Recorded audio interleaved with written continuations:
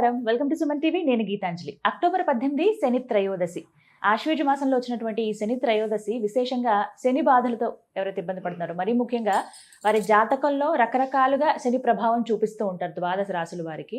మరీ ముఖ్యంగా ఇప్పుడున్నటువంటి 7.5 కొంతమందికి నడుస్తుంది, 7.5 సంవత్సరాలు. అలాగే దాంపత్య శని అని కొంతమందికి ఉంటుంది, అర్ధాష్టమ శని, అష్టమ శని, ఇలా రకరకాలుగా ఉంటాయి. వాటి వల్ల ప్రభావాలు చాలానే ఎదుర్కొంటారు. మరి ఎంతో విశేషమైన ఈ రోజున ఎటువంటి పూజా కార్యక్రమాలు చేస్తే, ప్రత్యేకించి శనికి ఎటువంటి అభిషేకాలు కానీ, ప్రసాదాలు కానీ, ఏమైనా స్తోత్రాలు కానీ ఇవి పట్టిస్తే ఎంతో కొంత విముక్తి లభిస్తుంది అని అంటారు. అవి ఏంటి, ఎలా చేయాలనేది మనం తెలుసుకుందాం.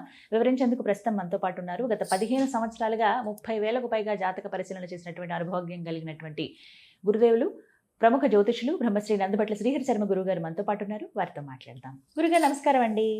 వాగర్థావివ సంపృక్తౌ వాగర్థ ప్రతిపత్తయే జగతః పితరౌ వందే పార్వతీ పరమేశ్వరౌ. ఆదిత్యాయ చ సోమాయ మంగళాయ బుధాయ చ గురు శుక్ర శనిభ్యశ్చ రాహవే కేతవే నమః. శృంగేరి జగద్గురు పీఠాధిపతులకి, కంచి పీఠాధిపతులకి నమస్కారములు తెలియజేసుకుంటూ కార్యక్రమాన్ని ప్రారంభిద్దాం. గురుగారు, శని త్రయోదశి చాలా రోజుల తర్వాత మళ్ళీ వచ్చినట్టు అనిపించిందండి. 3-4 నెలల తర్వాత కదండి? చాలా 3-4 నెలల తర్వాత మనకు ఆశ్వయుజ మాసంలో పౌర్ణమి ముందు కూడా వచ్చింది, కానీ ఇప్పుడు వచ్చేటువంటి అనగా దీపావళి ముందు వచ్చేటువంటి త్రయోదశి మాత్రం చాలా ప్రభావవంతమైందని చెప్పవచ్చు. ఓ, అలా కూడా ఉంటుంది. కానీ అదే విశేషం అని అంటూ ఉన్నారు. ఎలా అండి, ఎవరికి బాగా కలిసి వస్తుంది, ఎవరికి పూజలు చేసి ఆ శనిదేవుడి ఆశీర్వాదాలు పొందవచ్చానంటారు? అంటే ఈ సంవత్సరం ఆఖరి శని త్రయోదశి అని చెప్పవచ్చు. ఇంకా లేవండి, ఇంకా లేదమ్మా. తర్వాత నవంబర్లో, డిసెంబర్లో మనకు మళ్ళీ త్రయోదశులు, శని త్రయోదశులు అంటూ లేవు. మళ్ళీ జనవరి, ఫిబ్రవరిలో ఉన్నాయి. అయితే ఆశ్వీజ మాసంలో త్రయోదశి తిథి రావడం అనేటువంటిది చాలా ప్రాముఖ్యత. పైగా మనకు పితృకారకులు 2 ఉంటారు గ్రహాలలో. ఉదయం పగలు పుట్టినటువంటి వాళ్ళకి పితృకారకుడు రవి, రాత్రి పుట్టినటువంటి వాళ్ళకి పితృకారకుడు శని. ఈ 2 సంయోగం అనేటువంటి ఆ ఒక్కరోజే ఏర్పడుతుంది. ఎందుకనంటే మధ్యాహ్నం 3 గంటల తర్వాత ఈ పుబ్బా నక్షత్రం వెళ్ళిపోయి ఉత్తరా నక్షత్రం ప్రవేశం చేస్తుంది. కొన్ని పంచాంగాల్లో సాయంత్రం పూట ప్రవేశం చేస్తుంది. ఏది ఏమైనప్పటికీ కూడా శనివారం నాడు ప్రదోష కాలం. ఈ ప్రదోష కాలంలో కూడా భిన్నాభిప్రాయాలు ఉన్నాయి. అంటే ఒక ముహూర్త కాలం, సూర్యాస్తమయానికి ముహూర్త కాలం కంటే ముందు అని, లేదు సూర్యాస్తమయానికంటే 3 ముహూర్త కాలాలు, తదనంతరం 3 ముహూర్త కాలాలని. ఏది ఏమైనప్పటికీ కూడా 18వ తారీఖు రోజున ఉండేటువంటి శని త్రయోదశి అనేటువంటిది చాలా ప్రాముఖ్యత. ఎందుకంటే ఉత్తరా నక్షత్రంతో కూడుకున్నటువంటి శని త్రయోదశి. కాబట్టి శని త్రయోదశి రోజున ఎందుకు ఇంత ప్రధానమైనటువంటిది అంటే, ఈ త్రయోదశి అంటే ఏంటేమో 13 సంఖ్య. సాధారణంగా వెస్టర్న్ కంట్రీస్లో 13ని అన్లక్కీ నెంబర్ అని అంటారు. కానీ ఎందుకు అన్లక్కీ నెంబర్ అని అంటే, రుద్రుడు అధిపతిగా ఉంటాడు 13 నెంబర్ త్రయోదశి తిథికి. అంటే లయం చేసుకుంటాడు, శివాజ్ఞ లేనిదే చీమైన పుట్టదు. కాబట్టి అటువంటి రుద్రునికి సంబంధించినటువంటి తిథి రోజున శనివారము కలిసి వస్తే, ప్రదోష కాలంలో గనక ఈ త్రయోదశి తిథి ఉంటే అది శని త్రయోదశిగా మనకు చెప్పబడి ఉంది. అంటే దీనికి ముఖ్యంగా గ్రంథాలలో ఎక్కడ దీనికి లేనప్పటికీ కూడా అనాదిగా వస్తున్నటువంటి ప్రాముఖ్యత ఈ శనివారం త్రయోదశి తిథి కలిసినటువంటి వేళల్లో ఉంటుంది. అంటే ఈ సంపూర్ణమైనటువంటి శుభాన్ని అందించేటువంటి రోజుగా కూడా చెప్పబడింది. అంటే శని ప్రభావం చాలా మంది, ఎందుకనంటే గత జన్మలలో చేసినటువంటి కర్మదోషాలని ఈ జన్మలలో కష్టాల రూపంలో వాటిని కడతీర్చుతాడు, కష్టాల రూపంలో వాటిని సమాప్తి చేస్తాడు. అందుకే శని ప్రవేశం చేస్తున్నటువంటి సందర్భంలో చాలా మందికి కష్టాలు కలుగుతాయి. కేవలం కష్టాలేనా అంటే కష్టాలే కాదమ్మా, సుఖాలు ఇచ్చేటువంటిది కూడా ఉంది. అంటే ఒక్కొక్క రాశి నుంచి అనగా, ఉదాహరణకి వృషభ రాశిలో ఎవరైనా పుట్టారనుకోండి, మళ్ళీ 30 సంవత్సరాలకి మాత్రమే మళ్ళీ శని ప్రవేశం చేస్తుంది. అందుకని దానికి మంగు శని మొదటి దాన్ని, పొంగు శని రెండవ శని త్రయోదశి, 2వ శని జరిగితే, 3వ శని జరిగితే సంగు శని. 3వ శనులు దాటితే సంపూర్ణంగా ఆరోగ్యవంతులు అని అంటారు, అదృష్టవంతులు అని అంటారు. కాబట్టి ఇంత ఎందుకు చెప్తున్నానంటే, ఎన్టీ రామారావు గారు ఈ యొక్క శని ప్రభావం ఉన్నప్పుడే ముఖ్యమంత్రి అవ్వడం జరిగింది. మరి అక్కడ నష్టం చేయాలి కదా, జరగలేదు. అదృష్టం కూడా. కాబట్టి శని ప్రభావం వలన సకలమైనటువంటి దోషాలు తొలగడమే కాకుండా శివానుగ్రహం కోసం మనం చేయాలి. ప్రదోష కాలంలో శని ప్రభావం అనేటువంటిది అధికంగా ఉంటుంది. కాబట్టి ఈ ప్రదోష కాలంలో, శనివారం నాడు ప్రదోష కాలంలో ఎవరైతే రుద్రుని అర్చిస్తారో ఆ శని దోషం నుంచి బయటపడతారు. ముఖ్యంగా ఇప్పుడున్నటువంటి రోజుల్లోనమ్మా మీన రాశిలో సంచారం చేస్తున్నాడు శని భగవానుడు. కాబట్టి కుంభ, మీన, మేష రాశిలో జన్మించినటువంటి వారికి ఏలిన నాటి శని, మిథున రాశి వారికి కంటక శని, ఇక కన్యా రాశి వారికి దాంపత్య శని, ధనుస్సు రాశి వారికి అర్ధాష్టమ శని, కర్కాటక రాశి వారికి, వృశ్చిక రాశి వారికి యోగ శని, సింహరాశి వారికి అష్టమ శని.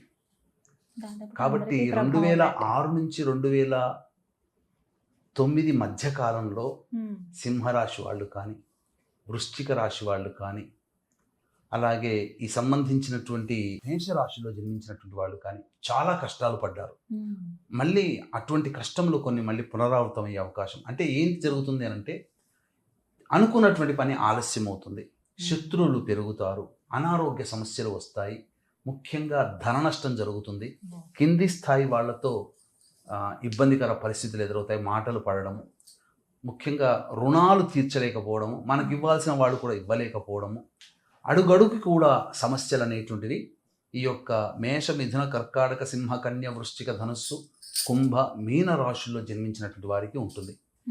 శని దశ జరుగుతున్నటువంటి వాళ్ళు, శని అంతర్దశ జరుగుతున్నటువంటి వాళ్ళు, అలాగే ఈ సంబంధించినటువంటి శని యొక్క నక్షత్రాలలో జన్మించినటువంటి వాళ్ళు, మరియు శనికి సంబంధించినటువంటి వృత్తులు, చర్మ సంబంధమైన వృత్తుల్లో ఉన్నవాళ్ళు, ఏసీలు, కుమ్మరి వృత్తులు, అలాగే ఈ సంబంధించినటువంటి ప్లాస్టిక్ ఇండస్ట్రీ, మరియు తైలములు, ఆయిల్ మ్యానుఫ్యాక్చరర్స్, వీళ్ళందరూ కూడా శనికి సంబంధించినటువంటి వస్తువులు ఉంటారు. పాత సామాన్లు అమ్ముకునేటువంటి వాళ్ళు, ఇలాంటి వాళ్ళందరూ కూడా ఇనుముతో సంబంధించినటువంటి వృత్తి ఉన్న ప్రతి వాళ్ళు కూడా ఈ యొక్క శని ప్రభావానికి గురవుతారు.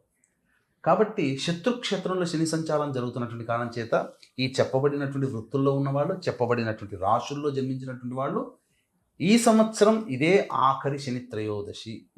కాబట్టి ఖచ్చితంగా ఏముందమ్మా, చెప్పుకోదగ్గ పెద్ద ఏమీ లేదు. చేసుకునే చిన్న చిన్న పరిహారాలు చేసుకుంటే గొప్పదైనటువంటి ఫలితాన్ని పొందుతారు. పైగా ధనత్రయోదశి కూడా అయ్యింది, ధన్వంతరి జయంతి కూడా అయినటువంటి కారణం చేత ఇటు ఆరోగ్యపరంగా, ఇటు కష్టాల పరంగా, ఇటు సంబంధించినటువంటి ధనపరంగా, ముఖ్యంగా చాలామంది ఏమనుకుంటారంటేనమ్మా, ఈ యొక్క శని అనగానే భయపడతారు. కష్టాలు కర్మబంధానికి కారకుడు. కర్మబంధము అని అంటే ఏంటంటేనమ్మా, చాలామంది ఎదురు చూసేటువంటిది నాకు మంచి భార్య లభించాలి, మంచి భర్త లభించాలి, మంచి సంతానం, ఇవన్నీ కర్మబంధంతో లింక్ ఉన్నవే కదా. రుణానుబంధ రూపేణ పశుపత్ని సుతాలయ అన్నారు. రుణం ఉంటేనే భార్య భర్తలు వివాహం అవుతుంది, రుణం ఉంటేనే పిల్లలు కలుగుతారు. వీటి కోసం ఎదురు చూసేవాళ్ళు ఈ శని త్రయోదశి రోజున ఎవరైతే ఈశ్వరారాధన చేస్తారో వాళ్ళకి అవి సంప్రాప్తం అవుతాయి. చిన్న లాజిక్ ని మర్చిపోతున్నారు చాలా మంది. ఎందుకంటే వివాహం కోసం ఎదురు చూసేవాళ్ళు, ఇక్కడ వీక్షించేటువంటి ప్రేక్షకులు కూడా, మీకు వివాహమైనటువంటి సమయం ఉంటుంది కదా, డేట్ అందరికీ గుర్తుంటుంది కదా, ఆ డేట్ రోజున, ఆ రోజున్నటువంటి చక్రం కనుక చూస్తే ఎవరికైతే వివాహమైందో ఆ వివాహమైన రోజున ఉన్నటువంటి రాశి చక్రాన్ని పరిశీలన చేస్తే వాళ్ళకి ఖచ్చితంగా ఏలినాటి శనో, అష్టమ శనో, అర్ధాష్టమ శనో, దాంపత్య శనో నడుస్తుంటుంది. ఆ శని ప్రభావం లేకపోతే వివాహం కాదు. కర్మబంధం ఒకటవ్వరు, గత జన్మతో లింకున్న వాళ్ళు ఒకటవ్వలేరు. వివాహం జరగాలంటే శని యొక్క అనుగ్రహం ఉండి తీరాలి. ఉంటుంది ఖచ్చితంగా, అందులో సందేహమే లేదు. ఎవ్వరికి వివాహమైనా ఇది డ్యామ్ షూర్ అమ్మ, వాళ్ళకి ఏలినాడు శనో, అష్టమ శనో ఖచ్చితంగా ఉంటుంది. ఎందుకంటే గత జన్మ కర్మబంధాన్ని ఈ జన్మల్లో కలపాలి. అది ఒక్క శని వల్లనే సాధ్యం. అలా ఉన్నప్పుడే వివాహాలు జరుగుతాయి, సంతానం కలుగుతుంది, ఇల్లు కట్టుకుంటారు. ఎందుకంటే జీవితాంతం ఒక స్థలంలో ఉండాల్సినటువంటి వాళ్ళు కదా. పెద్ద పెద్ద పనులన్నీ ఈ శని ప్రభావాన్ని కలుగుతాయి. కాబట్టి ఈ చెప్పబడినటువంటి మీన, మేష, మిథున, కర్కాటక, సింహ, కన్య, వృశ్చిక, ధనుస్సు, కుంభరాశుల్లో జన్మించినటువంటి వారు శని దోష నివారణార్థమై అన్ని రకాల సమస్యల నుంచి బయటపడాలనుకునేటువంటి వాళ్ళు ఈ 18వ తారీఖు రోజున వచ్చేటువంటి శని త్రయోదశి రోజున కొన్ని నియమాలు పాటించుకుంటే చాలమ్మా. అవేమిటో తెలియచేయండి గురుగారు, అసలు వాటి కోసం ఎదురు చూస్తున్నాం. ఎందుకంటేనమ్మా ఉత్తరా నక్షత్రము, రవి నక్షత్రము, నవగ్రహాల్లో రాజు రవి, అటువంటి రాజు అయినటువంటి రవి అనుగ్రహం కూడా కలుగుతుంది, మిగతా గ్రహాల అనుగ్రహం కూడా కలుగుతుంది. అలాగే ఈ సంబంధించినటువంటి ధనత్రయోదశి కూడా ఆ రోజు అయింది, ధన్వంతరి జయంతి కూడా అయింది. శని ఆరోగ్యకారకుడు, ఆయుకారకుడు శని. అటువంటి ఆయుకారకుడు అయినటువంటి శనికి ఆయుర్వేదానికి మూల పురుషుడైనటువంటి ధన్వంతరి జయంతి రావడం కూడా చాలా విశేషం. కాబట్టి ఈ రోజున ఖచ్చితంగా ప్రదోషకాలం వరకు అవకాశం ఉంటే ఉపవాస నియమాన్ని పాటించడం, నువ్వుల నూనెతో దీపారాధన చేసి ఇంట్లో గుమ్మం దగ్గర మరియు దక్షిణ దిక్కులో దీపారాధన చేయాలి. ఇక దేవాలయానికి చేరుకోవాలమ్మా. దేవాలయానికి చేరుకొని ఉపవాసం ఉంటారు కదా, ఇక చక్కగా నల్ల నువ్వుల నూనెతో కాలభైరవుడికి కానీ లేదా ఈశ్వరుడికి కానీ అభిషేకం చేసుకోవాలి. ముఖ్యంగా నీలిరంగు పుష్పాలతో కానీ లేదా ఎరుపు రంగు పుష్పాలతో కానీ లేదా శంకు పుష్పాలని దొరుకుతాయి, అపరాజిత పుష్పాలు, లేదా తెలుపువి నీలి రంగులు రెండు ఉంటాయి. వాటితో గనక అర్చన చేస్తే ఇంకా చాలా అద్భుతమైనటువంటి యోగం అమ్మా. అందుకనే ఈ వీక్షించేటువంటి ప్రేక్షకుల్లో ఈ శనివారము త్రయోదశి కలిసిన శని త్రయోదశి, ధనత్రయోదశి, ధన్వంతరి జయంతి సందర్భంగా ఉన్నటువంటి కారణం చేత మన పీఠం ఆధ్వర్యంలో ఈ మేష, మిథున, కర్కాటక, సింహ, కన్య, వృశ్చిక, ధనసు, కుంభ, మీన రాశుల్లో జన్మించినటువంటి వారికి శనిదోష నివారణార్థమే శనిదోష నివారణ హోమాలు, ధన్వంతరి హోమము, అలాగే లక్ష్మీ కుబేర హోమము అనేటువంటివన్నీ కూడా జరిపించి శక్తిపాతం చేసిన కరుంగలి మాల ఇవ్వడం జరుగుతుంది. జమ్మి చెట్టు దగ్గర దీపారాధన ఖచ్చితంగా ఈ రోజున చెయ్యాలి. ఎందుకనంటే ఈ కరుంగలి మాల అందరూ ధరిస్తున్నారు కదా, అది వచ్చేది జమ్మి చెట్టు మధ్యలోంచి, కాండం నుంచి.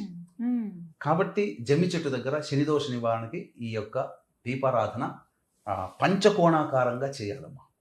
పంచకోణాకారంగా వేసి, అంటే ట్రయాంగిల్ వేసి మళ్ళీ పిండితో వేసి మొత్తం సంబంధించినటువంటి 6 దిక్కులు మధ్యలో ఈ దీపారాధన, 2 త్రికోణాలు అడ్డంగా నిలువుగా చాలు, నక్షత్రాకారం వస్తుంది. ఆ విధంగా చేసినటువంటి వాళ్ళకి ఖచ్చితంగా శివ సహస్రనామ పారాయణం ప్రదోషకాలంలో చదవాలి. ఇవన్నీ చేసుకుంటే కనుక ఇటువంటి రోజు మళ్ళీ మళ్ళీ రాదమ్మా. కాబట్టి అద్భుతమైంది. ఈ సంవత్సరంలో వచ్చేటువంటి ఆఖరి శని త్రయోదశి ఉత్తర నక్షత్రంతో రావడం మంచి విశేషం అని చెప్పవచ్చు. ఈ విధంగా శని త్రయోదశి చేసుకుంటే ఎవరైతే ఇబ్బంది పడుతున్నామండి, మాకు కష్టాలు వచ్చేసాయండి, ఇంకా వెళ్ళట్లేదు, ఇంకా ఎన్ని రోజులు ఉంటాయి ఇవి అనుభవించాలన్న వాళ్ళకి ఒక పరిహారం అయితే దొరుకుతుందండి. ధన్యవాదాలు గురుగారు. సర్వం శ్రీ ఉమా